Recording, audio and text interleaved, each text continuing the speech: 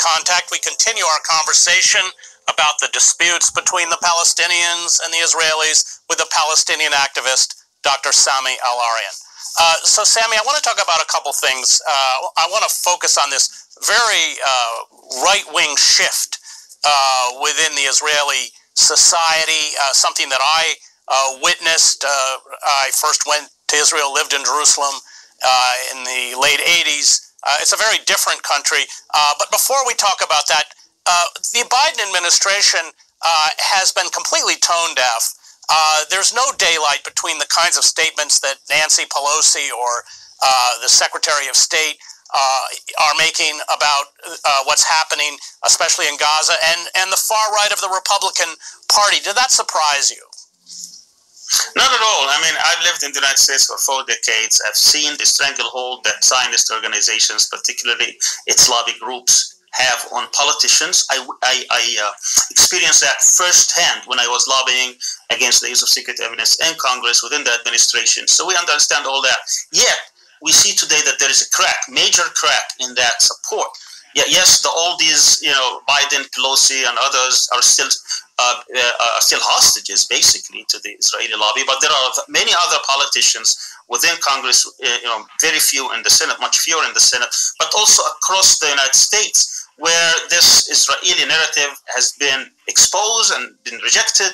And we see even within the Jewish communities a massive resistance to the Israeli narrative, to this call that Israel is a democracy defending itself. This is no longer people believe this if they have any kind of an objective reading of what's actually happening on the ground.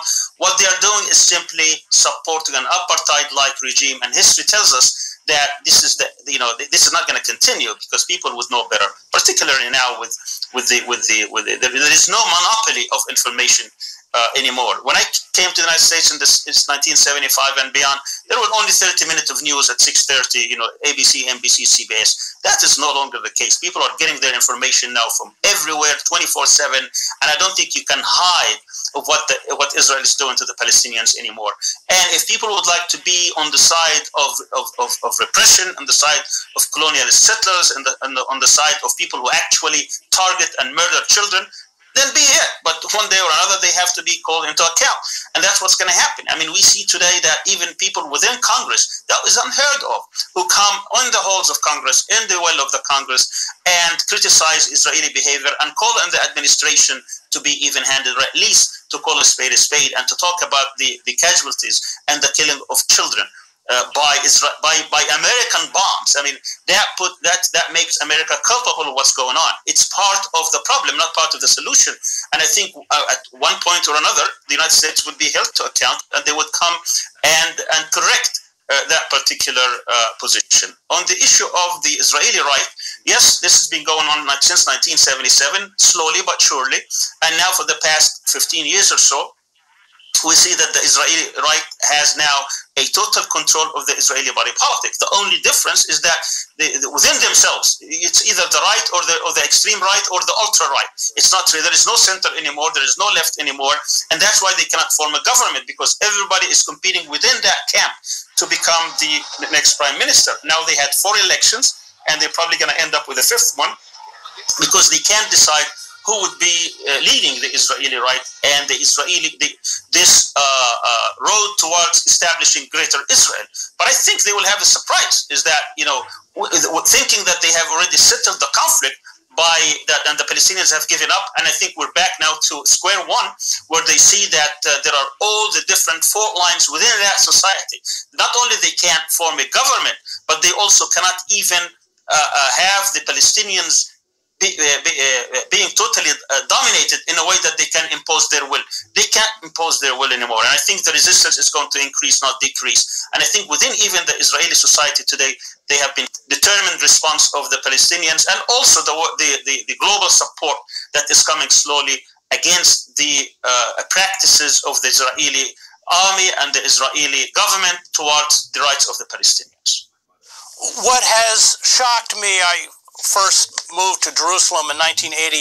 I knew Yitzhak Rabin, covered him. He was, of course, assassinated by a far-right settler is the way these right-wing settlers, what is it, about 500,000 of whom now live in occupied territory, have really seized control, along with the most retrograde elements, the former Koch party, which was outlawed but has been resurrected in Atzma Yehudit. And then you have these right-wing soccer hooligans and the Lahava movement, which calls for the total expulsion of all Palestinians inside Israel in the occupied territories to neighboring Arab states. These have moved to the center of political power, which was unthinkable before Rabin's assassination. And then, of course, we've now had 11 years of this with Bibi Netanyahu, a close ally of Trump, has built relationships with other right-wing governments in Brazil and Hungary and Poland and everywhere else. But I think that shift, that political shift, is important to note, because when I lived in Israel, the peace movement, whatever its faults, was vibrant, and it's been extinguished virtually. And that makes Israel in many ways a different country. Can you address that? Absolutely. I mean, what you see today is a manifestation, obviously, of 12 years of an attempt to impose Israeli will on Palestinians and work towards Greater Israel by bringing, through a flawed process called Oslo, settlements throughout the years. When Oslo was signed back in 93-94, there were hardly 150,000 settlers inside the occupied territories, particularly the West Bank and Jerusalem. Today, they number over 800,000, including East Jerusalem, which makes any kind of political settlement impossible. Now, keep in mind that much of these settler movements have been financed directly by U.S. extremists, Jewish extremists. Particularly, Sheldon Adelson, who died a few months ago, who was actually the chief financier of these settlements around Jerusalem. Today, the problem in Sheikh Jarrah, which is a district in Jerusalem, the claim that these buildings belong to a settler movement, these movements are being financed by extreme movements within the United States, and getting even tax-free status. So the U.S. has been part and parcel of this problem. The extremist right has been part at the center of this, and also the extremists in the United States. Those who actually finance both the lobbying in the U.S. as well as the settlement movement in Palestine, Israel. Now, in terms of Israeli policies, that they are singing the same tune of Netanyahu and his right-wing groups. Netanyahu has been in power now for 12 years, and he's quoted in 2001, right before he became a prime minister, is that his main task is going to be to delay, derail, and make sure that peace process does never succeed, because his aim, and that's, he's quoted, it's in the internet, anybody can Google it and hear him saying that in Hebrew, but there is English translation. He says that he will make damn sure that there will be no settlement and that Israel will retain the properties in the West Bank, in Jerusalem, and throughout.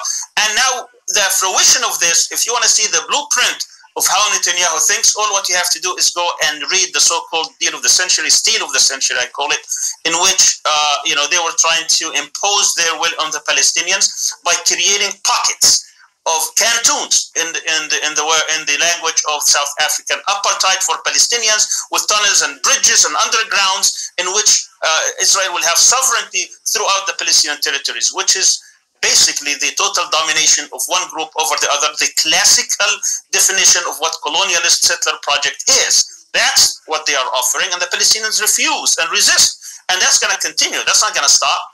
And when the United States stops funding these attempts to impose a racial hierarchy in terms of Jewish supremacy, the way white supremacists are trying to impose their will in the United States over other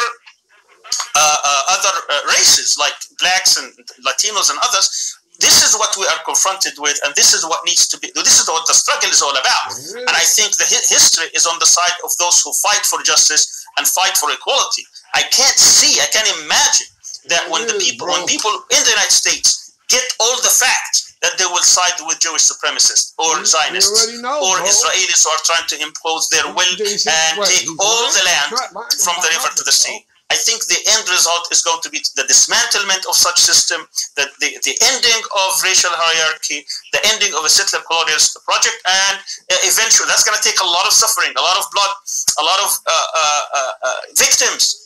But that's the nature of sacrifices. I mean, we weep for every child when they die, and for every man and woman when they are injured and when they are being targeted. But there is no other recourse. I mean, the world has failed us, has betrayed the Palestinians. For 28 years, they told the Palestinians, come, recognize Israel, and within 5 years, you're going to have your rights in the West Bank and Gaza. 28 years later, and it's even worse than it's ever been. So I think the Palestinians are no longer believe in such flawed processes. The United States has to step up to the plate.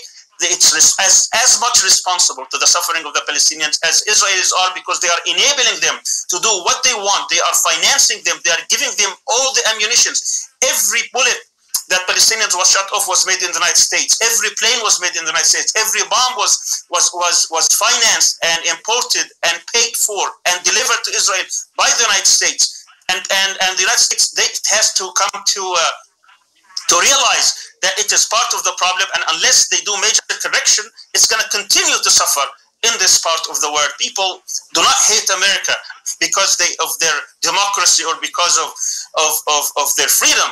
People abhor the policies of the United States because it is not just. They try to punish the Palestinians so that they can please the Israelis. Well, I remember being in Gaza after a bombing strike and picking up fragments from a bomb, and a piece of it had made in Dayton, Ohio. I think that you would agree that the moment the United States pulls the plug, that's why I support the boycott, divestment, and sanctions movement, that colonial settler project is not viable. Is that correct? Absolutely. Absolutely right. I think this is a major part. If Israel loses the support of the United States, that will be the end of a project called Apartheid Israel. We're going to have a new phase, a new era, in which you could actually finally find peace in the Middle East, because then Israel can no longer, Israel that we know today as an aggressive, apartheid, racist, settler colonial state will no longer be the case. And I think that's when you actually could see a major difference, but that's a big if, because it needs a lot of struggle, not only against that system in Palestine, but also within the United States. And that puts a lot of focus on the movements now coming in the U.S. to ask for equality and to ask for the end of the support of America to Israel, whether it's through BDS or other means. But the goal is clear, and the goal is to end apartheid in Palestine, Israel, and to also call for the full restoration of Palestinian rights after so much suffering. Great, thank you. That was Palestinian political activist Dr. Sami Al-Arian.